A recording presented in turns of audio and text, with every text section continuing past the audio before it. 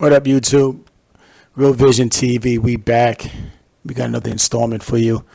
We got these chicks out here struggling out here to make ends meet.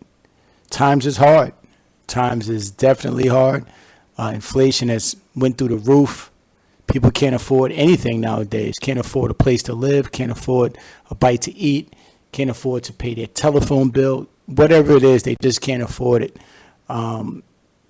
Nowadays, you may find more people moving back in with their entire family just so that they can make ends meet.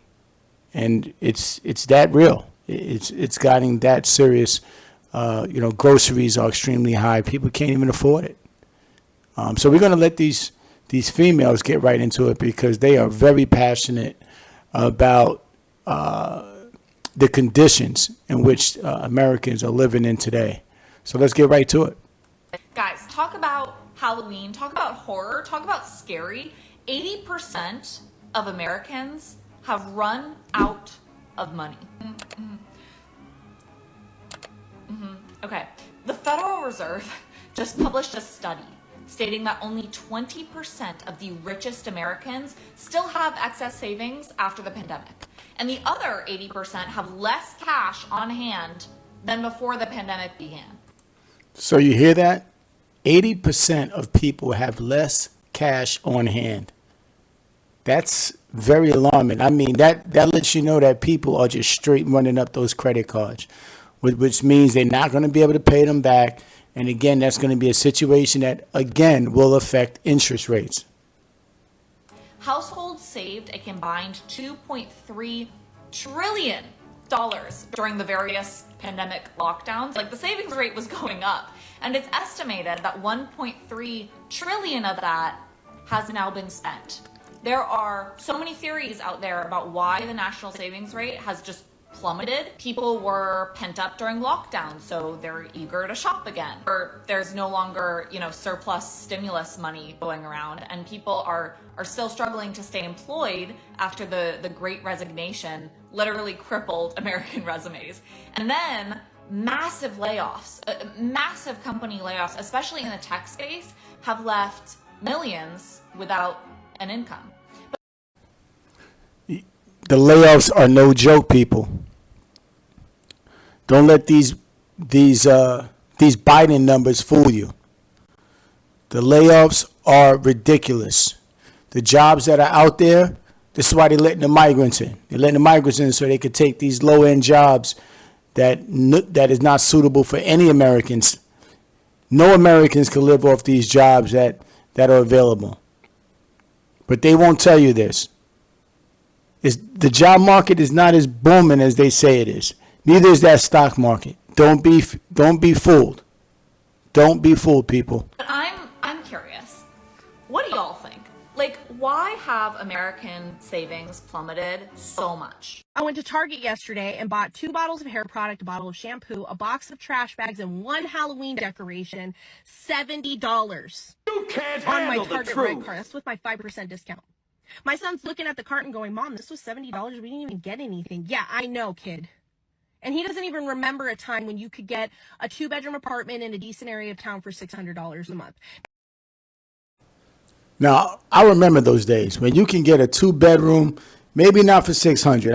I'm from up north. I'm a New York City type kid, and even a Jersey type kid. So I can tell you this much: 2 bedrooms in the 90s, you can get for like $900. 2 bedrooms now, in that same area up north, $3,000. $3,000. Even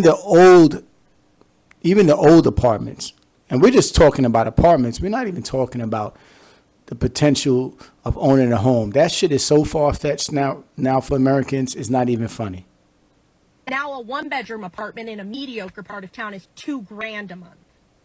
Gas is $5.49 a gallon. It cost me $65 to fill up my tank. But before COVID, my grocery bill per month was $350. Now it's $600 a month, and I buy the exact same amount of groceries. This shit is out of control. What does the bourgeoisie think that the outcome of this is going to be? They cannot possibly believe that extracting every last dime out of the working class by inflating all of the prices and paying us poverty wages is a sustainable economic model. And the thing is that I could be mad at the bourgeoisie all day long, but they are doing exactly what is expected. They are greedy sociopaths. This is what they do. I am more mad at Americans because instead of uniting against this common enemy who is robbing us blind, we are fighting over whether or not drag queens can read books to children. At what point are we going to stop taking this shit lying down, put our foots down, and say, fuck this, and not allow it anymore? Yes! We cannot even afford to live in this country. We can't even afford to die in this country. The Republican Party is bought and paid for by the same greedy sociopaths who are robbing you, me, and our families blind every day. They are manipulating you into believing that they are going to save you from the problems that they created in your life. They have not walked a single inch in your working class shoes. They have no idea the struggle that you and I go through every day in this economy just to feed our families and keep them safe. They are gaslighting you into believing that I am your enemy so that you're distracted while they continue to do their dirt behind your back because they know that if you knew what they were doing, you wouldn't vote for them anymore. Why are you listening to them? The Democratic Party, with the exception of a very small few, is filled with weak and spineless politicians who placate to everyone just so that they can get reelected because they want to maintain some semblance of power in Congress. Why are you placing all of your faith and hope in this party to save us? Your religious leaders are funded by the same corporate sponsors who have bought your politicians, and they are weaponizing your faith against you so that you are distracted by a made-up enemy, your gay neighbor or your liberal coworker, so that you are not paying attention to the extreme financial crimes that they are committing against all of us right under your nose. In the richest country in the world, 500,000 people are homeless when there are more than enough homes to house them, and millions of children are hungry or food insecure, having their one free meal taken away from them at school. 10-year-olds are being forced to bear the child of their rapist. People are rationing their insulin and dying because they cannot afford health care. The water's polluted, the air is polluted, the soil is devoid of nutrients because we have oversaturated it in pesticides. We're not going to be able to grow our own food in the coming decades. The planet is literally dying. And they are putting hotels up in space and telling you that they can't afford to pay you a living wage, and you are believing them. This period is going to go down in the history books as one of the most epic failures that America ever allowed to happen. Future generations are going to study this time in history and ask themselves, why did they not do anything? How could they not see? Right. And this is what I keep, alluding to with people, especially my people. Man, we don't have no backbone. All Americans should be standing up right now and going against this BS that this government has inflicted upon us, along with these corporations. Nobody really wants to stand up. Everybody just want to be quiet, tough people behind closed doors. Well, a word of advice, that shit gets you nowhere. It gets you nowhere. And you know when you get girls come out here talking about their struggles, you know it's real. You know it's real. And if you're sitting behind your phone right now and thinking to yourself, it's not me, it's those goddamn weirdo trans kids, then you are the people that they will be talking about. At this point, I think we might be living at our in-laws' house until, we get old and gray, because the housing market is absolutely ridiculous. It's so sad because back in the day, you were able to just go to school, get a good job, get married, be able to buy a house, start a family, and possibly be able to stay part-time at home even with the children to help raise them. Now it's like, no, you get married, where are you living? Maybe we're going to live in a shoebox, maybe we're going to be homeless living on the street, because why is a one-bedroom, one-bath like $800,000? Like, I'm just trying to wrap my head around how things are going right now, because it's like, it's pretty hopeless for... This is Joe Biden's America, people. This is Joe Biden and the Democrats' America. And all these people, let's not get it twisted here. You see these people on this video? These motherfuckers, and I hate to call them that, they voted for these people. and now their lives are in shambles, and now you hear them boo-hooing.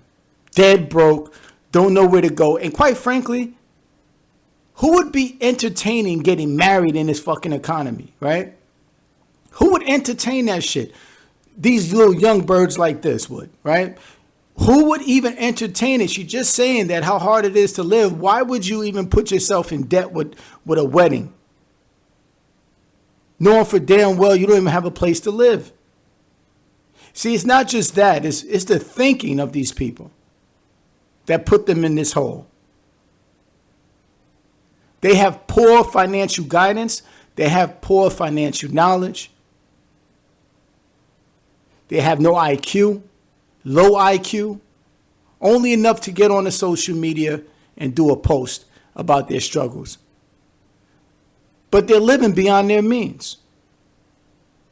For this generation, for us that are trying to start our lives and get a place, it's like rent is absolutely insane. You can't save any money to be able to buy a place. They don't want us to own anything, and they literally want to like destroy your dreams of starting a life. It's just so embarrassing. I read that if your parents make $100K 40 years ago in 1983, then you'd have to make $292,000 in 2023 just to have the same purchasing power adjusted for inflation. Did you hear that? If you made $100,000, you would have to make damn near $300,000 to live that same lifestyle. Again, if you made $100,000, basically $100,000 is like the equivalent of making $40,000 now. $100,000, $300,000 is the new $100,000. People used to once think that making $100,000, just reaching the cusp of that six-figure income, was meaningful. Today, that's laughter. 300K is the new 100K. Y'all really need to check in on those middle classers. Because I'm telling you, I just went to the grocery store. I bought about 5 days worth of breakfast, lunch, and dinner, some fresh produce, maybe a bag of chips and a gallon of juice. And let me tell you, $400. What? Half my check gone. We make too much to get any EBT with any kind of government assistance, anything. I'm telling you, it's a hard life out here, especially for those middle class people. So y'all need to check in because we out here hurting. My parents' house that is $195,000 back in '96 is now worth like $500,000 to $700,000. My children will never be able to have the life I live because I can't afford to do it. I don't think any of us thought when we were growing up that owning a home would be a luxury. And maybe we thought it would be a bit difficult, but not like a luxury that basically only the rich will be able to afford. No one that works a full-time job should be facing homelessness. And that's what my family is facing right now. Now that's so true. How are you working a full-time job in America and facing homelessness?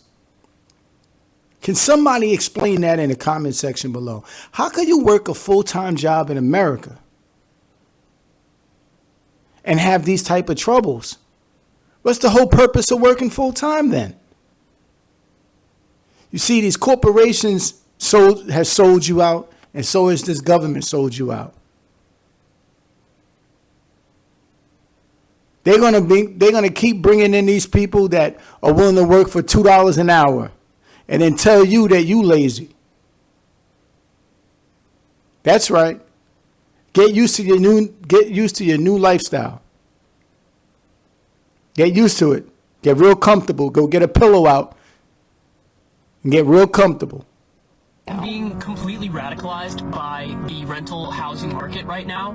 I cannot believe that you can pay over $300 in non-refundable fees just to apply for an apartment. A big part of the reason why social life here in America is getting more and more difficult has to do with the fact that nobody can afford decent housing. Everybody in America kind of knows, like,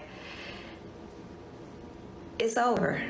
Like, there will be no recovery. Like, this is not like the other times. This ain't like 2008 where, oh, we'll crash and then we'll get back up. Because right now, this economy, this world is set up to make average American families fail. And I'm appalled that our particular kind of capitalism not only fails to deal with the housing problem, but somehow routinizes it so that the homelessness is blamed on the homeless, blaming the victim kind of, because I can see why a society does it, because if you're such a failure at providing this basic human need, you better blame somebody, because otherwise you risk blaming yourself. If I can get my hands on a nice lump sum of money, baby, I'm buying land in another country and I'm out of here because there's nothing left here.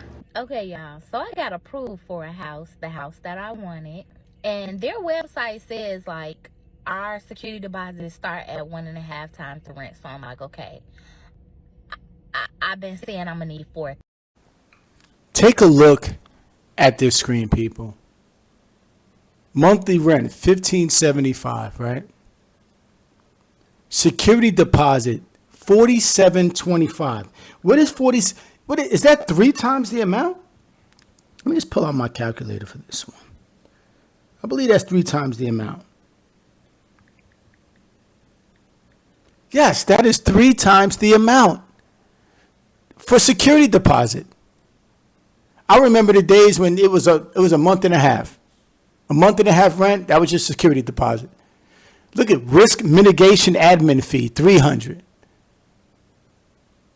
Residence benefit package, what comes with that? $45 a month. I mean, this is ridiculous. I don't know how anybody can survive like this.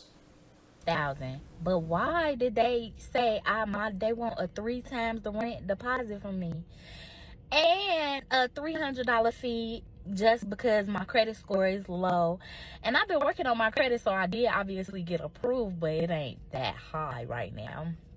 And I'm just sitting here like, if I have $6,000 to just give right now, because when you take the offer, they want you to send the money. Lord Jesus.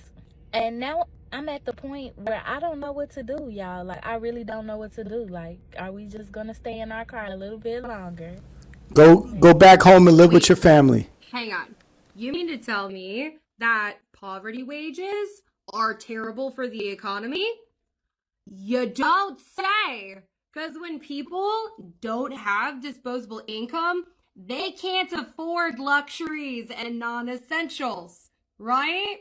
Right. Which means paying people the bare minimum to maximize corporate profits and, turn CEOs into billionaires in the long run is a terrible fucking plan. That plan that trickle-down economics came up with, which, by the way, trickle-down economics used to be known as horse and sparrow economics that caused the Great Depression back in the 1920s. It also caused the Great Crisis before that. So, here we are. When are we going to get back to the days when somebody can support themselves and live comfortably with just one income? I have a full-time job. That's over. Years ago, I could have raised a family on what I make. Those days are over, people. Now I have to do side hustles, to supplement my income because it's gotten so fucking expensive to live. It's crazy. There's people out here with like master degrees and they're out here doing Uber Eats and shit like that. Would you have thought in a million years you bust your ass to go to college, right, to get a degree, master's degree at that, to only be out here doing Uber Eats and all these ride sharing businesses and nonsense like that, and not even putting your real skill set to use? Nobody would have thought that 10, 15, 20 years ago. Everything is collapsing. Everything. You have to work like 75% of your life, like donate, give up 75% of your time pretty much, just to literally survive, just to live. Not to live comfortably, not to live well, just to live. And you're having people struggling over money, struggling over food, struggling over finding a place to live. What do you think you're going to expect from America? You're going to get more violence. You're going to get more people attacking other people. you're gonna get more of the looting in different stores. And then it's like I woke up all of a sudden and my insurance is doubled, food is fucking tripled, gas is so expensive, electric bill over double, my fucking rent went up. I can't be the only one that's drowning. Everybody is going through this bullshit. Everyone. Can't go to Canada. Can't go to the UK. Everyone is dealing with just not being able to sustain life. I've never had so little money in my entire life. All of my money goes towards my bills and food for me to eat. And half the time, I have to choose between filling my car with gas or eating. Now keep in mind, most Americans already been living paycheck to paycheck. Most Americans were dead broke and poor. This is before this whole inflation. Could you imagine what people are willing to do for money now? I've seen videos of people jumping off the roof. I've seen crime like that other gentleman just mentioned going up. There's going to be a lot of desperate people out here in these streets, people. You guys better look over your shoulder and watch your back because it's coming. Oh yeah, it's coming. I could just have a job and do my job and go to work every day, and it would just pay for life. It would pay for a roof over my head, it would pay for food on my table, it would pay for medical bills, it would pay enough for me to like save money so I could retire one day, you know, like basic things. I am 36 years old and I have nothing to show for 20 plus years of work. $70,000 a year, not enough?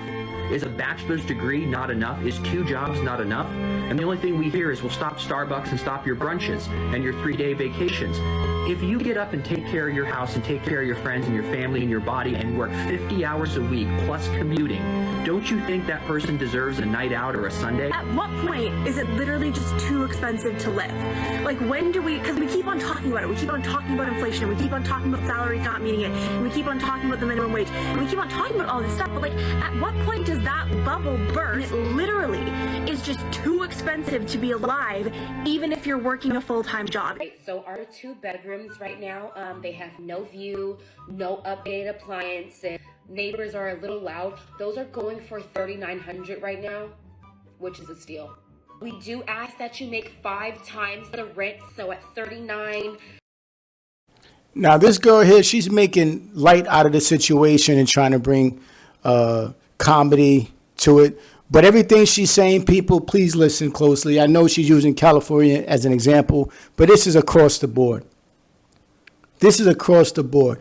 What she's basically saying is that you will live in trash today and pay top dollar. If you're expecting to get something new, that's going to be far-fetched and way out of your budget. That's basically what this young lady is saying.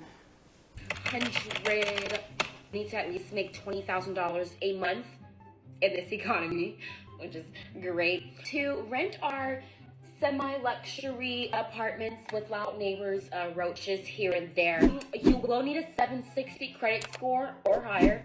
Higher is better. And we also have no security cameras in the garage, so if your car gets broken into, we don't care.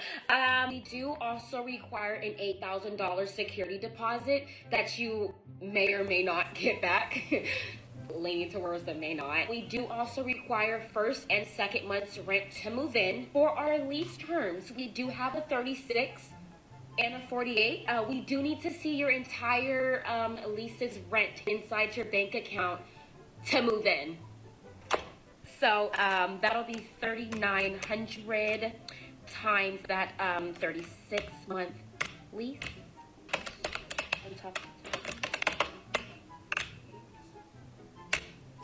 So we'll need to see $140,000 inside your bank account right now to move in. Also need the $8,000 security deposit on top of the 1st and 2nd month's rent to move in.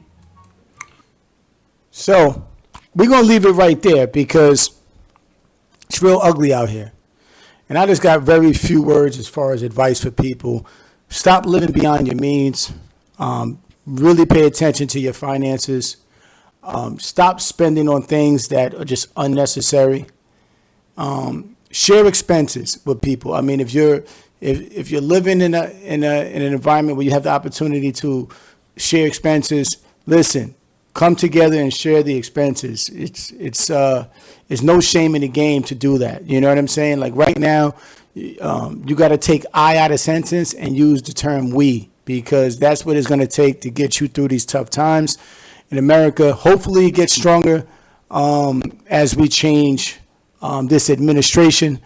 But yeah, just keep your head up. Don't feel too down, and just continue to fight through this. It's going to get rougher before it gets any better. If you guys again enjoyed the video, don't forget to give it a thumbs up. Let's get it to at least 2,000 likes. Subscribe to the channel and make sure you turn the notification bell on so you can get our future updates. Again, thanks for watching Real Vision TV, and we'll see you on the next one. Peace.